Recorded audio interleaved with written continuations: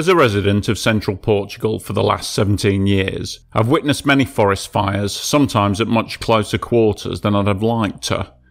It is a heavily forested region, with summer temperatures often going over 40 degrees Celsius and no rainfall for months.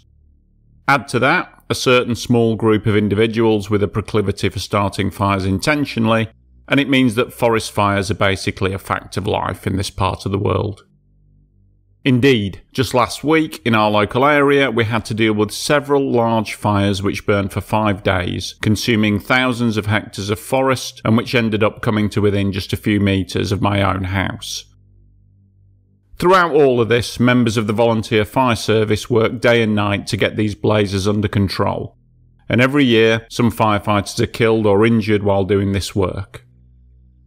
All of this got me thinking about a book I read years ago which told the tragic tale of an elite group of firefighters called Smoke Jumpers and the disastrous fire of Mann Gulch back in the summer of 1949. For those unfamiliar with the term, smoke jumpers perform a unique job in the world of firefighting. They are specially trained crews who parachute into remote wilderness areas to combat wildfires using only minimal equipment. Their role is like that of a first responder to a brush fire, getting quick, contain the fire in its early stages, ideally creating perimeter fire breaks to starve the fire of fuel. It goes without saying that this kind of work comes with its fair share of risks and attracts a certain type of individual. After all, parachuting from a low-flying plane with limited equipment into a remote wilderness area which is already burning is not going to be everyone's cup of tea. The concept of smoke jumping was first proposed back in the 1930s, but only became a reality by the early 1940s, with the first permanent training camps being established in Montana in 1943. By 1944, smoke jumpers had become a permanent fixture within the United States Forestry Service, and even the military used the tactic of smoke jumping, with the 555th Parachute Battalion making over 1,000 jumps to combat 36 wilderness wildfires in the Pacific Northwest region during the summer and autumn months of 1945. Most smoke jumpers of the time were not professional firemen. They were, by and large, young men in their late teens and early 20s in good physical condition, drawn by the prospect of an exciting summer job in which they might earn up to $1,000. That's around $12,000 in today's money. Not bad for a summer job. A typical crew would usually be made up from these young recruits, with an older, more experienced squad leader in charge. Although smoke jumping came with the obvious risks, by the time of the Mann Gulch fire in August 1949 there had been only one fatality. The tragedy of Mann Gulch would be a serious wake-up call, not only for the smoke jumpers themselves, but also for the Forest Service, questioning their whole approach to fighting wildfires and prompting much more research into wildfire behaviour. On August 5, 1949, lightning struck the south slope of Mann Gulch, a steep-sided, 5-mile-long tributary canyon of the Missouri River, located in the Helena National Forest in Montana. The lightning strike caused the dry grass in the canyon to ignite. The fire was spotted by a young college student, James Harrison, at around midday.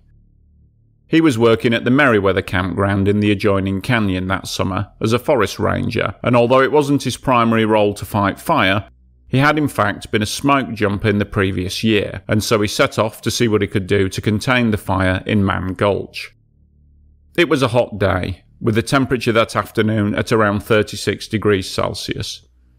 The canyon had recently been designated a wilderness area, meaning that it was off limits for grazing cattle, and as a result, the canyon's sides, although thinly forested, were covered in knee-high cheatgrass, which when dry is a very flammable material.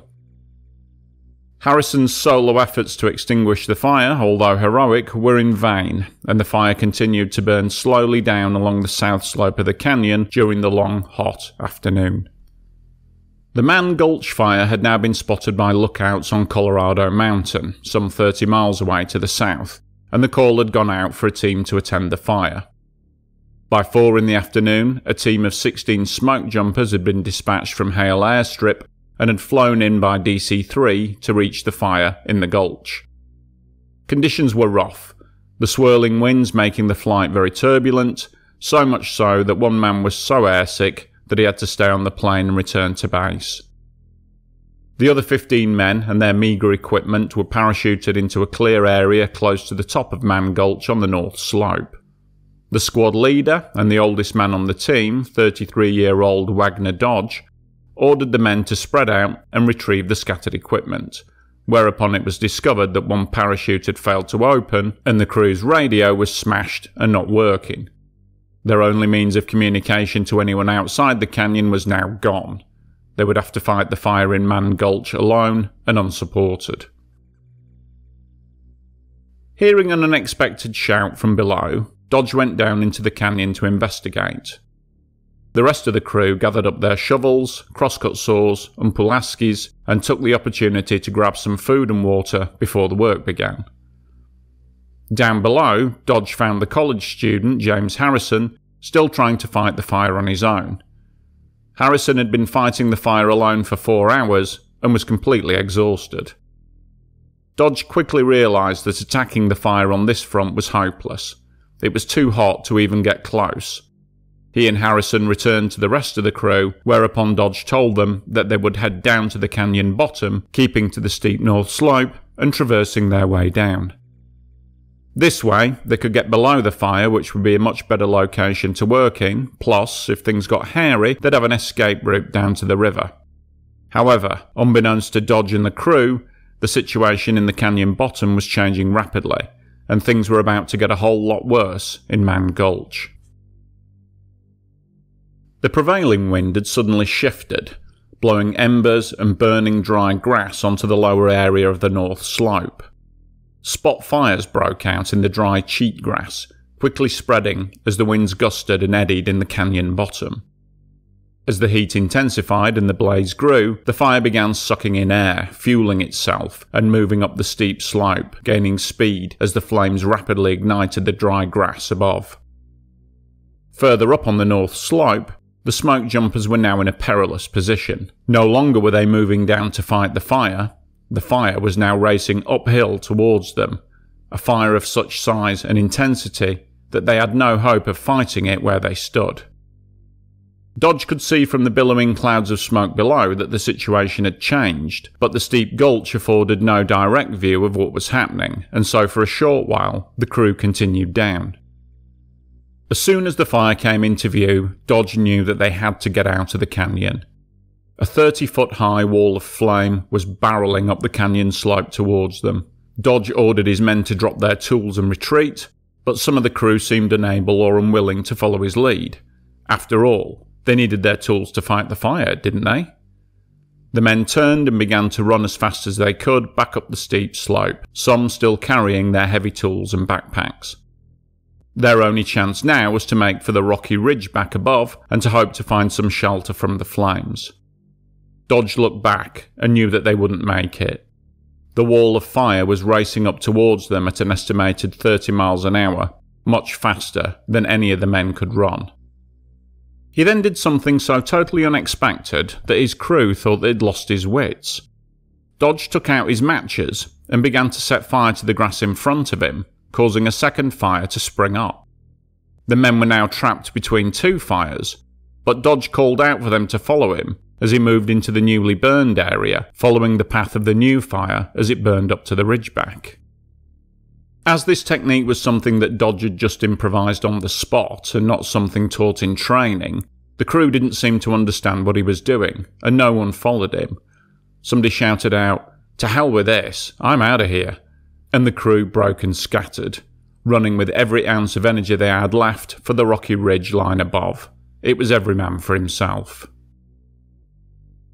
As Dodge felt the inferno approaching behind him, he wet a handkerchief, placed it over his nose and mouth, and laid down in the middle of the burnt area of grass.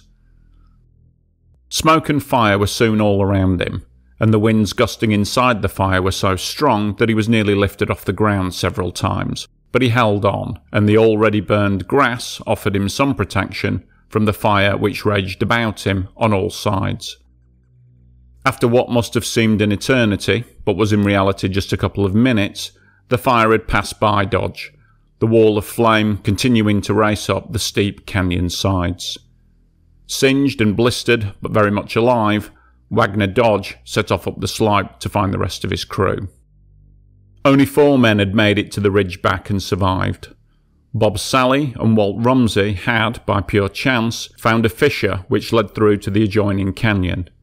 There they found a large patch of rocky scree which gave them protection from the fire as it crested the ridge and began to burn down the slope around them. The 2 other surviving men, William Hellman and Joseph Sylvia, had gotten onto the ridge but had been caught by the flames and had both been badly burned. Both died in hospital the following day.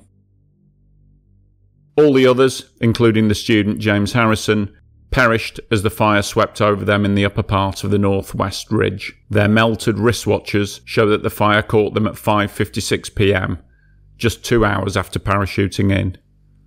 From the 16 men who were present in Mann Gulch that day, only 3 survived: Wagner Dodge, Bob Sally, and Walt Rumsey. The following day, a recovery effort was made to find and retrieve the bodies of the 11 men who had died on the ridge. The fire itself burned for a further 5 days, consuming over 4,500 acres, during which time 450 firefighters were employed to finally bring it under control. The tragedy of Mann Gulch led to a further study of how wildfires behave, improved firefighting methods and equipment, and mandatory safety training for all seasonal forestry workers. 2 new safety protocols were implemented by the Forest Service after Mann Gulch, which in turn led to the creation of LCES, a 4-point safety procedure which is widely followed today. The tragedy also highlighted the breakdown in the chain of command when facing extreme circumstances.